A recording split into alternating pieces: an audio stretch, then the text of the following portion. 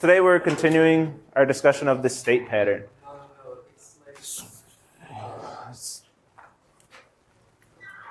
So we learned the state pattern last time, and I covered all of the concept of the state pattern that time. It was quite a lot, pretty fast, probably. So today's examples, and Friday will be more examples. And let's just get into it. Any questions before we start talking state pattern? Yeah.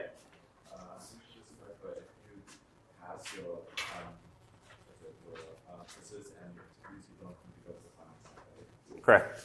Yeah, final exam is only for the third chance quiz and interviews. So if you passed all your quizzes and interviews, either the first or second try on each one, no final exam for you. Stay home. Do something else. Do whatever you want to do.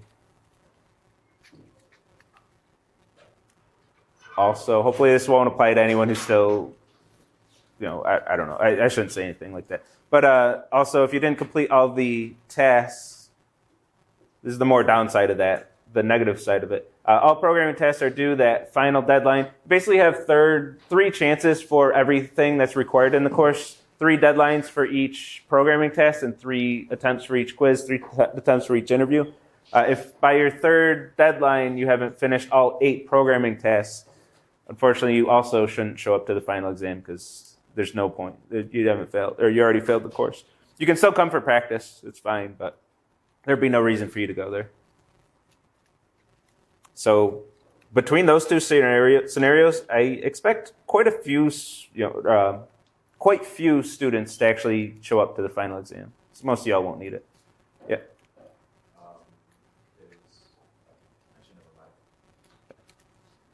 Yeah. Even if you finish can we still show up and take it for fun or not really? Yeah. I'll give a hesitant yes on that. So I won't print out too many extra. So if a lot of people show up, I might not have enough exams printed. So I'll print out enough for who I expect to show up. But I'll have a few extras. Okay, I'll +1 however many I was going to print extra. Cool. Yeah. So for next week, will there be attendance questions at the end of next week? No, but you should still show up. Yeah, next week we'll do what was voted on. I'll try to remember it off the top of my head. I can't go to the Piazza Post without doxing people, but or can I? Oh, no, I don't want to try. Because I've doxed people before on Piazza. It's no fun. I got to go edit the video and everything. The top ones were testing, real world testing, examples. A Minecraft Redstone tutorial was up there. And I remember what the top 3 were because those would probably be the lectures unless there's more voting. But get in there and vote if you want something else. But does anybody remember, can anyone check, what was the third? I think it was the number 1. I think I'm forgetting the number 1 thing that was voted. Lambda, it wasn't in the top 3 last time I checked. It was top 4 or 5. Man, what was it? With testing, with a focus on testing.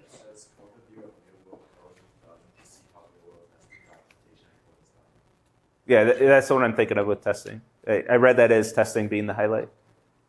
But yeah, I guess that does. Now that you remind me of the wording, I guess that is kind of just whatever code I want to show without a focus on testing. What's up? Oh, GitHub. Yep, that's the one. Git and GitHub. That's why I forgot what it was because it's kind of boring. But I'll do it. It'll be fun. So the reason I say it's kind of boring is because you'll do that in 220. It's part of the start of 220. He'll go over Git and force you to use it. You have to push your homework submissions to Git to be able to submit. So you're about to get that content anyway, but I'll give you a heads up and I'll find a way to make it more fun. I'll make it a good one. Because it sounds like that's going to stay in the lead. Of course, Jackie voted for it, so I'm mad at him. But TA shouldn't get the vote. But it is an important topic, and it'll be good to get more reinforcement on it and get a head start going into 220. So it'll be a good lecture. It's just more of a lecture. Bless you. But it's really good content. And like I said, I'll make it good. I'll try to, since you're not accountable for anything, like a lecture like today, I have to teach it in a way that you're able to do it. But with Git, oh, that sounded weird. That came out wrong. But with Git, you're not accountable for it, so I can show more, I can be off the rails a little bit more and just show more interesting stuff that you can look at it and be like, oh, you can do that with Git? That's neat. But without teaching it in a way that I expect you to go home and be able to do that, if that makes sense. So I can show more like real world instances of how it gets used out there in industry without being like baby's first Git lesson. Bless you. So those are the top three. Those will probably be what they are. And I might cop out a little bit, just a little bit, is for the Redstone tutorial. Like I haven't messed with Redstone too much, and I don't really want to devote a lot of time to prepping that one. So I might defer to my TAs and have TAs cover that lecture. I have some TAs who are really into like building crazy Redstone contraptions. So I might have a TA come in and do that one. Little bit of a cop-out, but not too much. The topic will still get covered. It'll get covered better than if I did it. I was complaining in the TA meeting, like, oh man, I have to learn how to do Redstone. And I remember I was trying to build just sliding doors, like at a convenience store, and the pressure plate, so either direction you're walking in or out, it'll trigger the pressure plate and then move the doors. And I was working on it with a former TA also, and it took us forever to get that working, and we still had it working like crap. It was just so painful. Like in concept, it's so easy, it's so simple to do that, but we just kept making little mistakes, and we had all this redstone buried, like going up inclines and everything. Oh, it's such a pain. But I was complaining about that in a TA meeting. One of my TAs is like, "Yo, I could do that lecture right now. Like, I got this. What you just described is super easy." I'm like, "Yeah, you do it." So anyway, anything else before we get into it?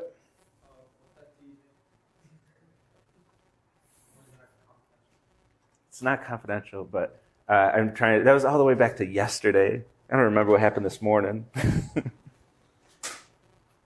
TBD.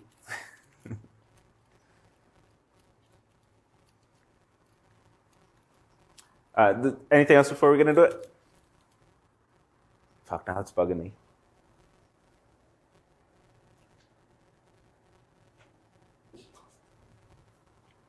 It's in yesterday's meeting. Anyway, it'll come to me. But anything else before we get into it? Yep. Have finished the AO task? I checked yesterday. This is a number. I remember numbers better. It was like 10 about. But interestingly, it was 10 out of 10, roughly. It was like somewhere between 8 and 12. But it was like 10 out of 10. Every student who submitted the AO task completed the AO task and got credit for it. Except one, but it's a caveat that they accidentally submitted to that, and they submitted one of the numbered tasks to it. So everybody who submitted in earnest completed it. Which I don't know what to make of that data, but I thought it was interesting.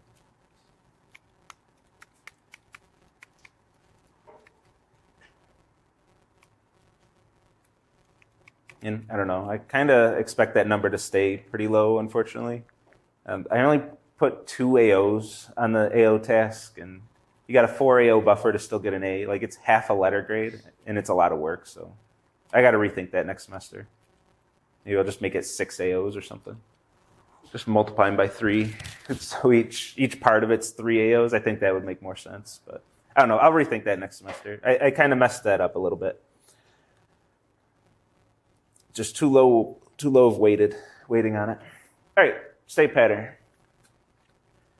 So today we want to do a state pattern example. We talked about what the state pattern is last time. It came and went really fast. I gave an example. It should at least make a little bit of sense. But now let's get into some code and start from scratch with a real world problem. So last time I just said, here's what we want to build, and then threw a whole bunch of code at you. Now let's build this thing from scratch from a spec sheet. So we have a spec sheet of what we want to build. We're going to build a TV today, and it needs all of these features. We got quite a few features, and we want to implement every single one of these features. This is similar. I'll draw the parallels throughout, but this is similar to your calculator. Your homework doc is the spec sheet. Here are all the features that you need to build, and then you're building the calculator to that spec sheet. And in both cases, we're not going to use any control flow. So the API for this TV, I'll start off with this one, is going to be the 4 buttons. We're going to have a very simple TV here. 4 buttons for the TV. Volume up, volume down, mute, and power. So not too much control for the user because this has to fit in one lecture. And current volume, which returns an int, which is the current level of volume that's currently hitting the user's ears. Like, what are they audibly hearing at that moment? And of course, for a real TV, we need at least a few more methods to make it interesting. We need a video feed and an audio feed that's streaming data, but we're not getting that crazy with this right here. We're just going to simulate it by current volume.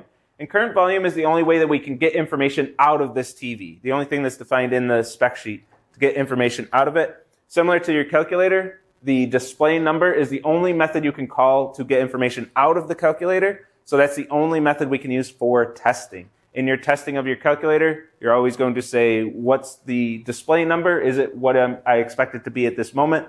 For testing here, what is the current volume? Is it what I expect it to be at the moment? We can't test anything else because it's internal to your implementation, not a feature of the final product. And we want to do this without control flow because we're here for the state pattern. So we're going to do this without control flow. This, realistically, you would use control flow for this. I don't think this is complex of enough behavior to really warrant the state pattern. But again, it fits in one lecture. I can do it in one lecture. Like calculator, I wouldn't be able to fit in one lecture. I can't do something that much in one lecture. So let's start going through this spec sheet. And when we do, well, I'm not going to go through it yet. When we do go through the spec sheet, I'm going to do this in 3 steps. This is my recommended approach when applying the state pattern. You have a problem that you're faced with, and you decide, or with the calculator, you're forced to use the state pattern. These are the 3 steps that I like to go through. First, I'm going to write my API. What's my API? What are the methods that somebody's going to call to interact with my object? With my TV object, with my calculator object, what are the methods that people are going to call? And for both TV and calculator, this is trivial. It's the buttons. The buttons, and then each one has one method to be able to get information out of it, to read the state, because we need something to be able to test. But also a calculator, it makes more sense because the calculator, that's the only thing an actual user of an actual calculator gets is the number that's displayed. It's the only way you can read the state of the calculator at all.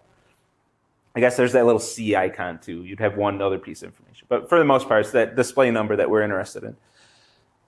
So decide what your API is. What are the methods that people are going to call?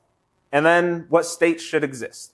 What are the different sets of behavior that I can have in this object? When I create a TV object, what are the different states I can be in? For the TV, this is going to be a little straightforward. They kind of jump off the page, at least in my opinion. Maybe they don't. I don't know. But I feel like they do. Bless you. Especially as opposed to the calculator. For the calculator, the states are a bit more abstract. So that gets a little trickier. So when we're deciding what the state should exist, we'll go through the TV, but I'll explain the thought process. That's the most important part today. Explain the thought process so you can follow that same thought process on the calculator and figure out what those states should be. And finally, determining what our state transitions are. What method calls and what states are going to trigger transitions to other states. So the API, we already said this is trivial. It's because it was given. It's not trivial. This can be a pretty hard part of applying the state pattern is deciding what the API should be. It's trivial in our instances because we have these things that have actual buttons and just the button presses, that's the API. In the calculator, the handout code has your API already in the calculator class. There's no thinking need to be done there.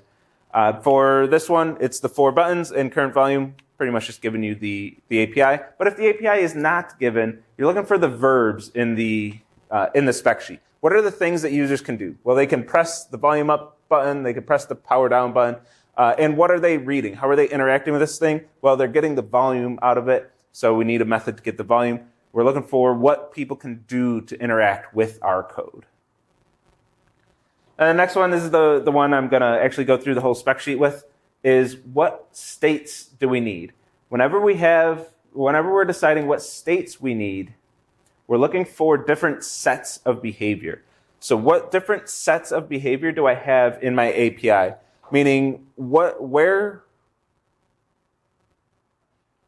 just say, what states can we be in? I was trying to think of not using the word state there. But what states can we be in where these 5 methods have a different set of functionality? Even if one of these methods has different behavior, then we have to have a state transition, a new state for that. I shouldn't say have to, but if we're not using control flow, we're going to need a different state, because we can't say, well, if this, then have this behavior, else have this behavior. Can't do that. So anytime those methods should have a different functionality, that's going to be a state transition. That's going to be a new state. So first, the first bullet point pretty much spells out what our initial state is. We're going to have an off state, and we have to decide what all the functionality will be in the off state. The initial value is 5, and that we're going to set aside for now. We'll think about that in a minute. And when the TV is off, the volume up, down, and mute buttons should do nothing, and the current volume is always going to be 0.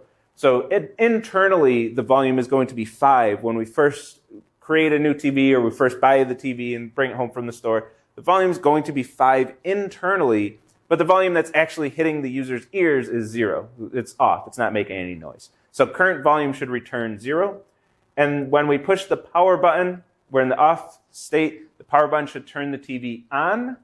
And it kind of jumps off the page that on is going to be another state. But we want to think it through. If we're not 100% sure, when we turn the TV on, do any of the 5 API methods change their behavior? And of course, in this instance, they do. So we do have a state transition here. The volume up button increases the volume by 1 to a maximum of 10.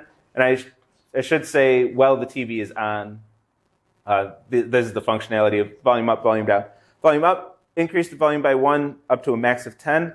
The volume down, decrease the volume by 1 to a min of 0.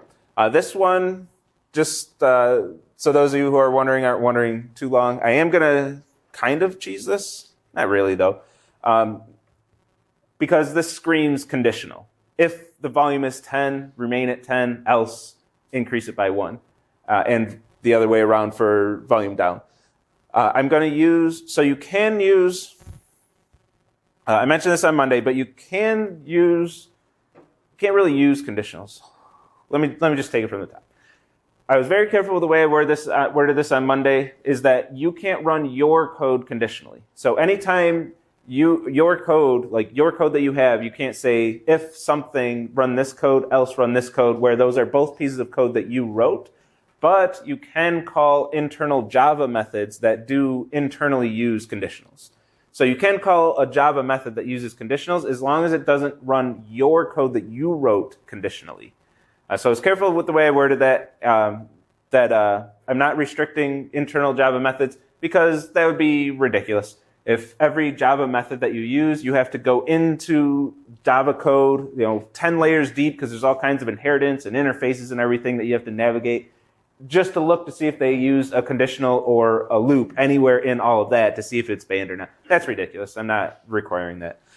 So if a Java method does end up using a conditional, that's fine. And I'm going to use Java's min and max methods to do this. So set the volume equal to the min of the volume plus 1 and 10. And that's going to give me that functionality without using a conditional. Even though the min method is just a conditional. If this greater than that, that's all it does. I'm still allowed to do that under our restrictions because it's not my code running conditionally. So I'll let you decide if that's cheese or not, but that's how I'm going to have these min and max volumes. All right, and then pressing the mute button either mutes or unmutes the TV. So the TV can be muted. It kind of jumps off the page that that's a state, but let's make sure it's a state. Does any functionality change behavior? Oh, yeah, and just to cap off that conversation, when the TV's on, we already have two buttons that changed their behavior when the TV is on. So that is, in fact, a state transition. We transition to a new state. We do have an on state that's going to have different functionality for each one of the buttons. When we press the mute button, the TV will be muted or unmuted. And when the TV is muted, current volume is 0. So when the TV's on, current volume is going to be whatever the actual volume is. And then when it's muted, that volume will go to 0. We have an API method that will have different behavior when it's muted as opposed to when it's on. So that is a different state. We're going to have a different state for muted. Just looking at current volume is 0, this is the same thing as in the off state. So right now we can't decide quite yet whether this is a new state or not because it's the same set of behavior as a state that we already have. But then the next one, mute, volume up, volume down, will go back to the regular on state and restore the volume to the volume it was before you muted the TV. So volume up, volume down, and muted definitely have different functionality from the off state, which we would expect that these to be two different states. But these are in fact two different states because at least one of the API methods has different behavior. And this does not increase or decrease the volume. So when we hit volume up or volume down, and the only reason I have this part of the spec is because I was playing with my TV and that's the behavior that it has. It would be, whether this was the case or not, it's actually not going to make our code any more or less complex, as it turns out. But that's the way I found my TV works, and I think a few other ones I tested.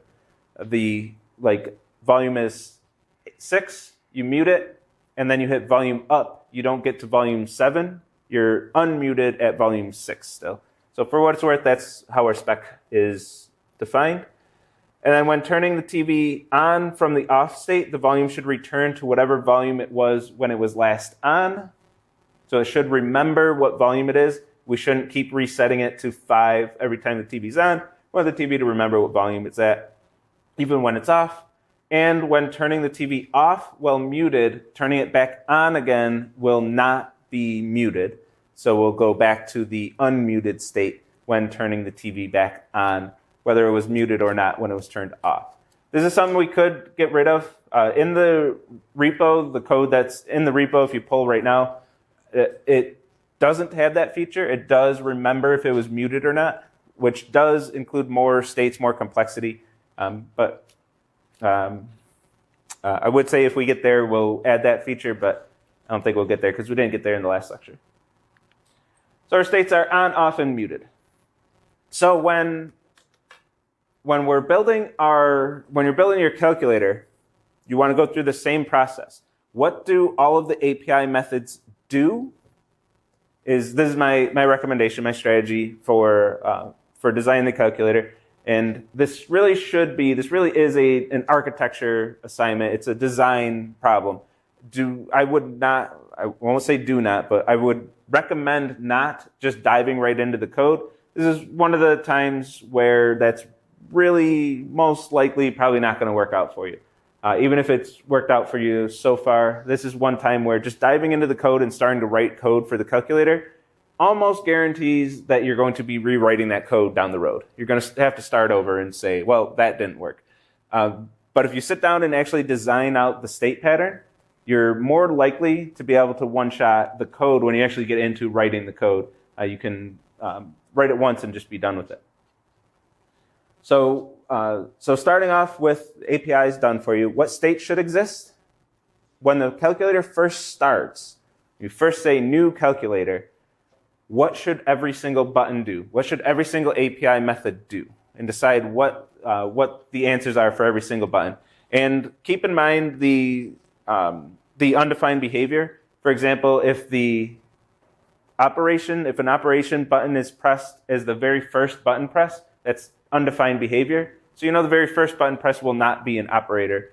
And you can use that to your advantage to simplify this a little bit. So what do all the buttons do? And I find it helpful to think of this in left-hand side and right-hand side. You have 4 binary operators, meaning plus, minus, multiply, divide. They all take 2 operands. So I think of this as left-hand side and right-hand side. So I always do it backwards. But left-hand side and right-hand side.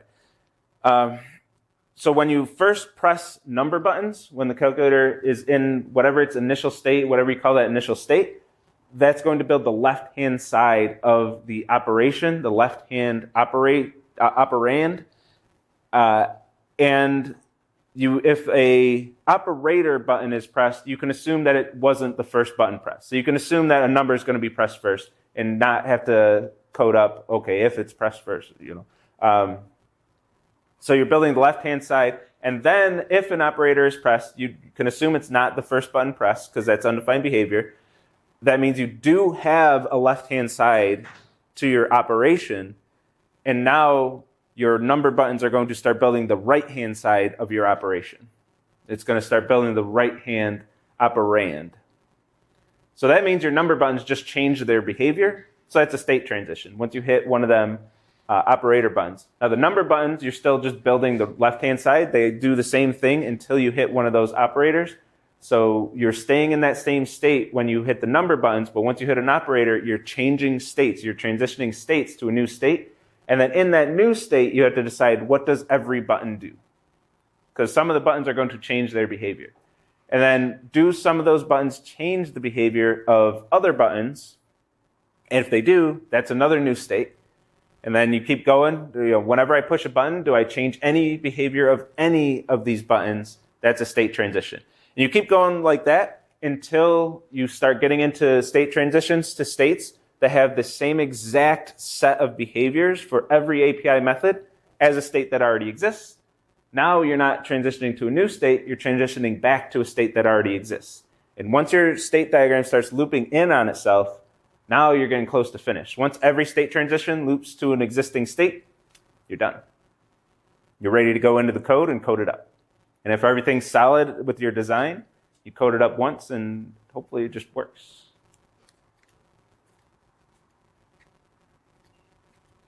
Okay, so that's my strategy for finding out the states. I guess I covered state transitions there too. State transitions, whenever you hit a button and, or whenever you call an API method in general, but it's button presses for what we're doing.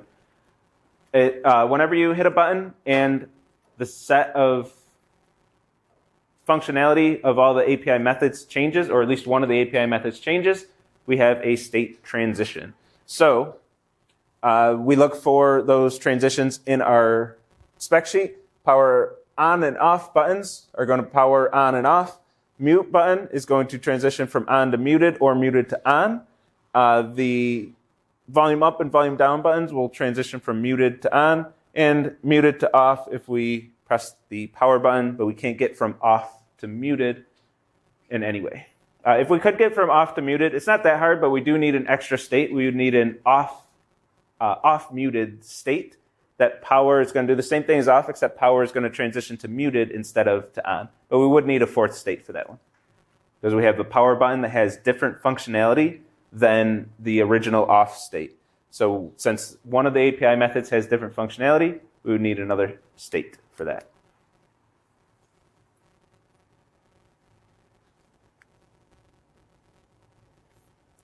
We can create 11 states for each volume level. Yes, you absolutely can.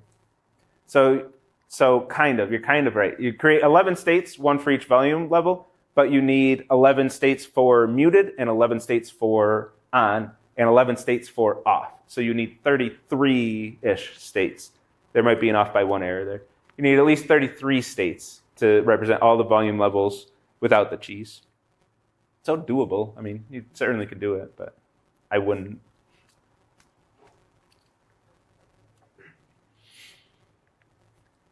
And here's what it looks like in a state diagram. We have our 3 states, our state transitions between them, and our initial state. Highly recommend writing one of these when doing your calculator. And again, the states are a little more abstract with the calculator. They won't be as clear-cut as the TV example. So all the more reason to do a state diagram and really think through your design. Okay, any questions on the design of what we're going to do?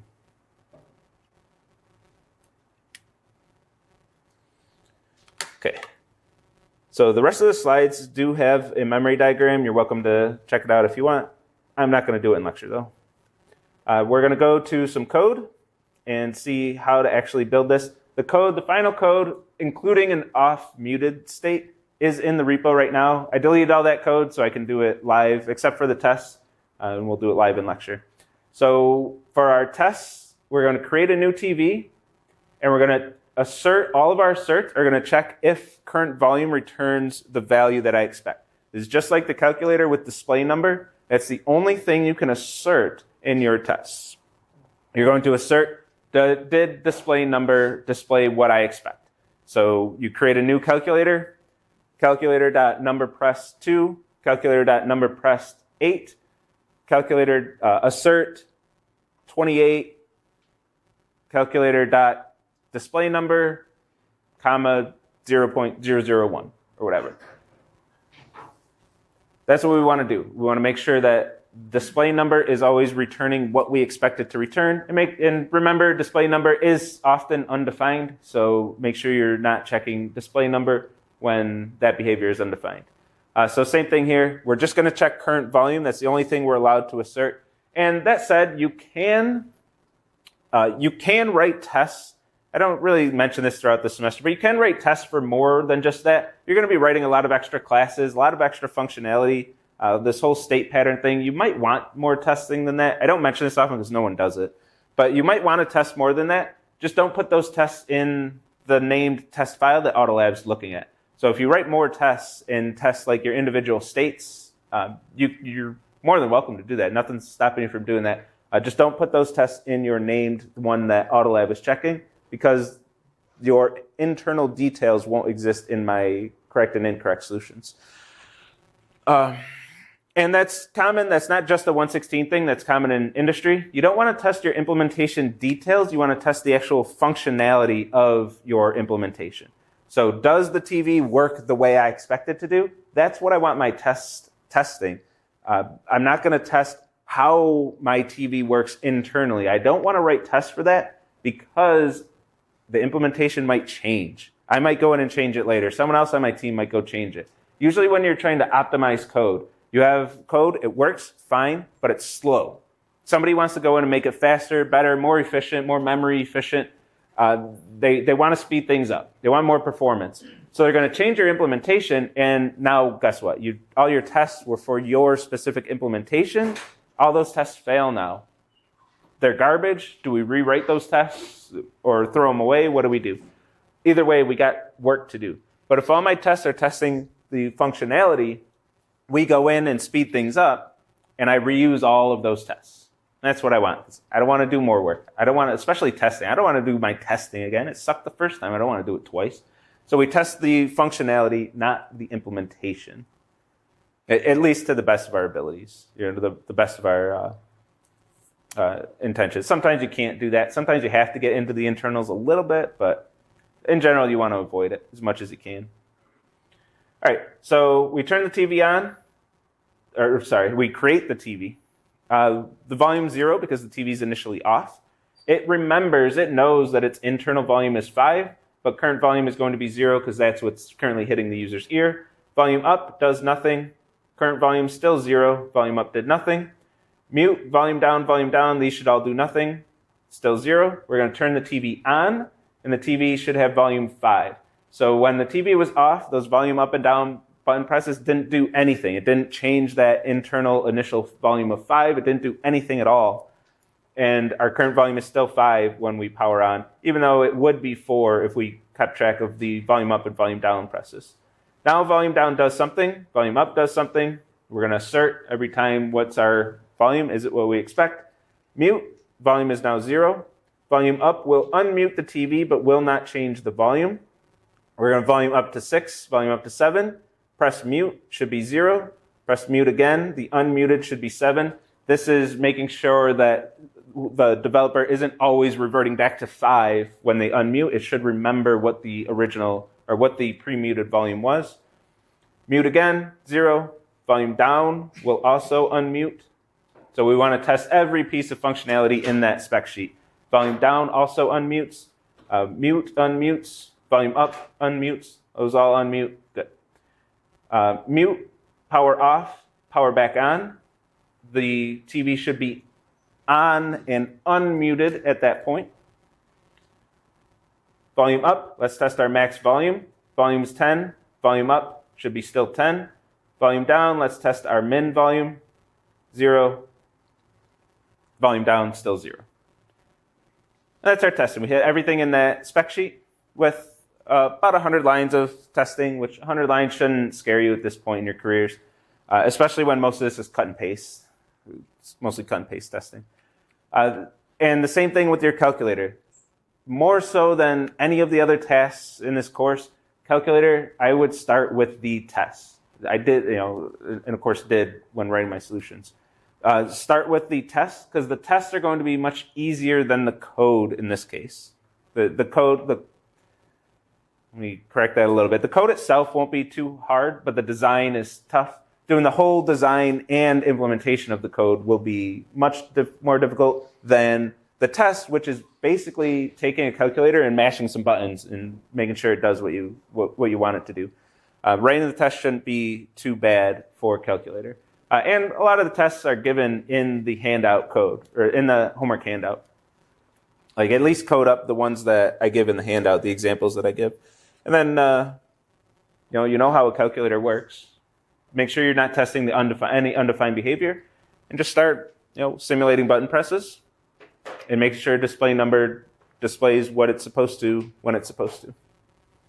So this should be pretty straightforward, as opposed to a lot of the testing earlier in the class, where the testing was more difficult than writing the code. This is one where it is finally the inverse, where the testing is much simpler than actually implementing this calculator without control flow. Okay, so there's our testing for the TV. Let's get right in this thing. We're pretty far in without even writing any code yet. So TV class. So we want our TV. We'll start getting rid of these errors. Public int current volume. Return, I'll just give it some default value for now. Public power pressed. Void.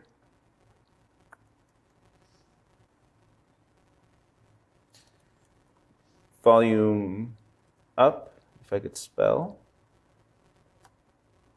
Oh my. Volume up pressed. Volume down pressed. Mute pressed. And that should get rid of all my errors here. Okay. So I have my TV, and I want to start setting up my state pattern. Let's jump right into the state pattern. Actually, before we even get to that, let me do a little more setup, because I'm going to be at a little bit of a time crunch. So let me do volume. The initial volume of the TV is going to be 5. So let me set that up with getters and setters.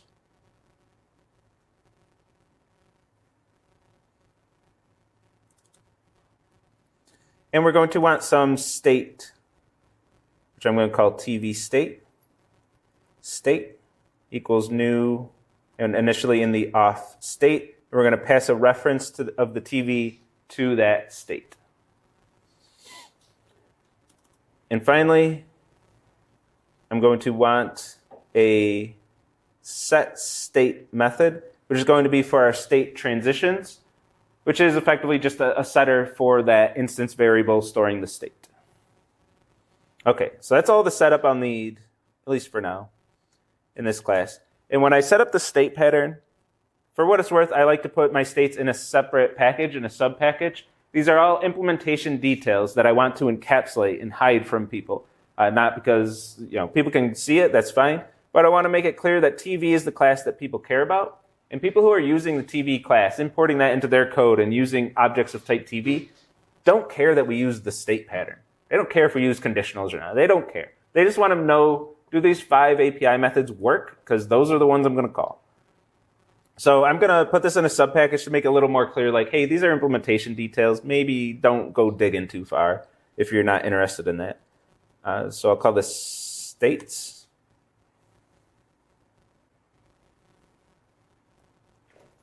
TV state. I'm going to make this abstract. And TV state is going to have my 5 API methods.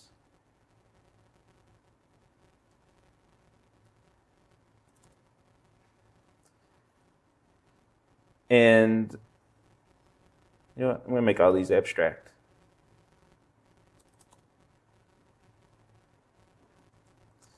The other lecture, I left a couple of them not abstract, but I'm going to make them all abstract. And this time, abstract, abstract.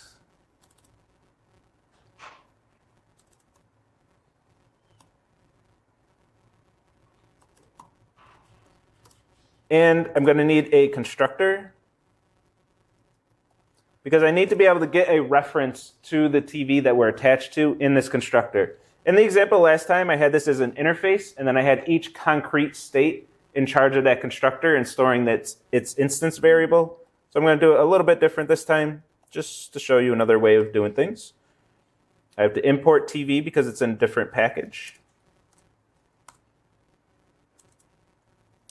And I'm going to pull out something a little fancy here, just because it's AO only week. I feel like I can pull out fancier stuff, even though protected isn't that fancy. But all semester we had only private instance variables, and we used getters and setters to access those instance variables, and that was fine. That's what we did all the other throughout the whole class, and it's fine. But when we have inheritance set up, private variables can't even be accessed by child classes. So we had to go through getters and setters, even in child classes, to access their own variables. Protected says, you ain't got to do that. Protected is going to make those variables accessible through inheritance. So at least the child classes are able to access those variables. So now we won't have to use getters and setters in the child classes that inherit that variable. This.tv equals TV. And now we're ready to create our states. Off extends TV state.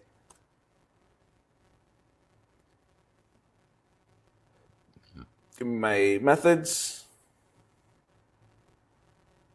Give me my constructor. Public off needs to take a TV so we can forward it to the superclass constructor. Import TV. Copy on. Muted. Okay, so there's our state pattern setup. Oh, for the most part. One thing we still need. Import this. I'm going to import everything from that package so I don't have to worry about different states. And then in our TV class, we're going to defer to our state for all of our functionality. This.state.current volume. This.state.power-pressed. This.state.volume up pressed. This.state.volume down pressed. And this.state.mute pressed.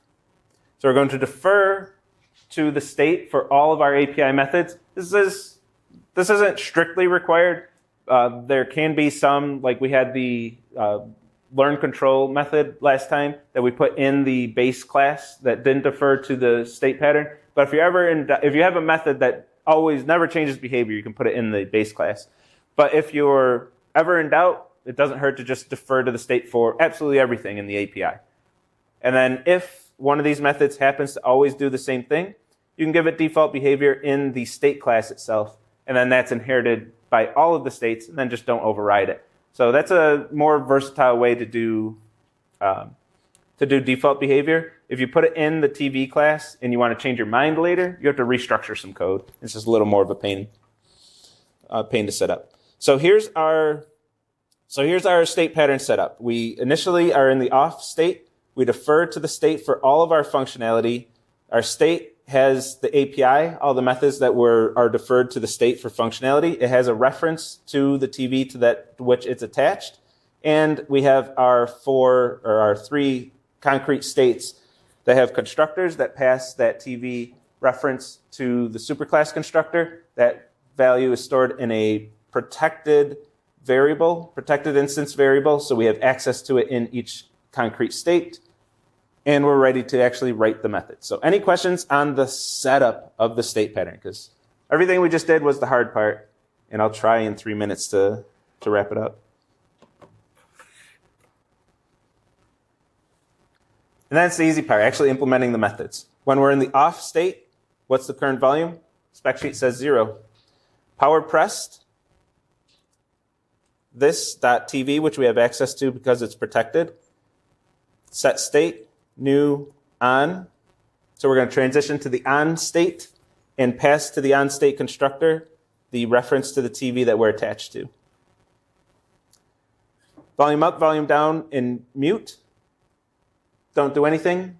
They already don't do anything, so problem solved. That's the off state. There's 2 lines of code. Well, I only had to write 1 line of code, and it's done. Okay, we transition to the on state there. So when we're in the on state and somebody asks for the current volume, this .tv.get volume.